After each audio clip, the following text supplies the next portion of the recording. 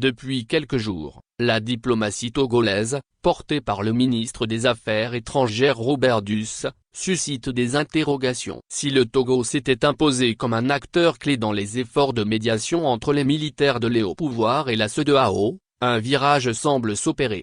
Les récents éloges interminables adressés au président de transition malien, Assimi Goïta, par le Togo, pourtant arrivé au pouvoir par un coup d'État, ne manquent pas d'étonner. Ce positionnement interroge, d'autant plus qu'il tranche avec l'image historique du pays, autrefois réputé pour son opposition ferme aux prises de pouvoir par la force. Mais derrière ce basculement, une question brûlante refait surface, celle du positionnement du Togo au sein de la CEDEAO, en lien avec son régime parlementaire controversé.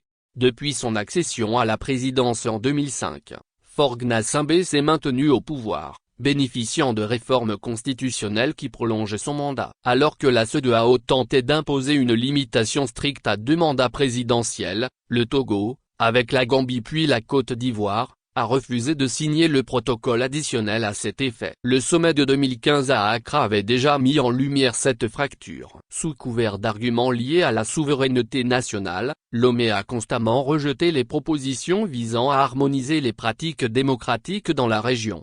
L'imposition en 2024 du régime parlementaire au Togolais n'a fait qu'accentuer les doutes. Ce système, bien rare en Afrique de l'Ouest, permet au président de contourner la fin de son mandat. En effet, dans le régime parlementaire actuel, les obligations envers des protocoles régionaux comme celui de la CEDEAO sur la limitation des mandats semblent s'atténuer. Faure Gnassingbé, qui cumule déjà 20 ans au pouvoir, pourrait se maintenir comme président du Conseil avec concentration du pouvoir, tant qu'il conservera une majorité parlementaire dans un système critiqué pour son manque de transparence électorale. Le Togo reste ainsi en décalage avec les aspirations portées par la CEDEAO pour promouvoir une gouvernance plus inclusive et des transitions pacifiques.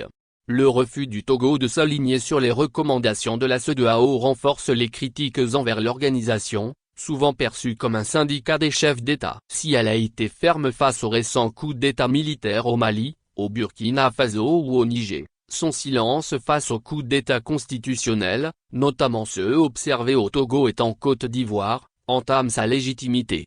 Pourtant, la CEDEAO avait entrepris, ces dernières années, de renforcer sa posture en faveur de la démocratie. Le protocole additionnel de 2001 insiste sur la nécessité de prévenir les crises institutionnelles, notamment via des mécanismes de limitation des mandats. Dans ce contexte, l'exception togolaise crée un malaise, car elle sape les efforts régionaux et alimente les frustrations des populations, en quête de changements démocratiques véritables.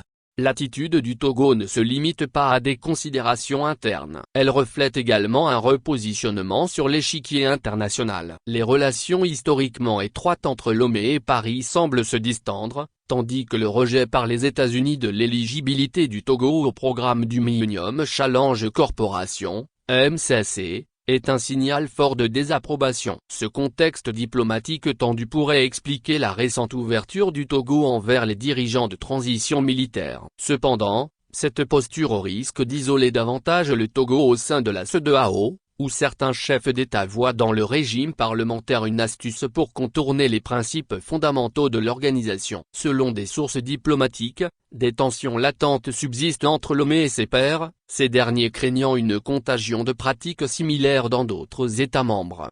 Alors que Faure Gnassingbé continue d'exercer son pouvoir dans un contexte de contestation interne croissante, le régime parlementaire semble exacerber les divisions. Si la CEDEAO maintient son cap sur la limitation des mandats, le Togo pourrait devenir un cas d'étude illustrant les contradictions de l'organisation. L'émergence d'un régime qui se soustrait aux obligations communautaires pourrait bien marquer le début d'une période d'incertitude pour Lomé, où la pression diplomatique et intérieure ne cesse de croître.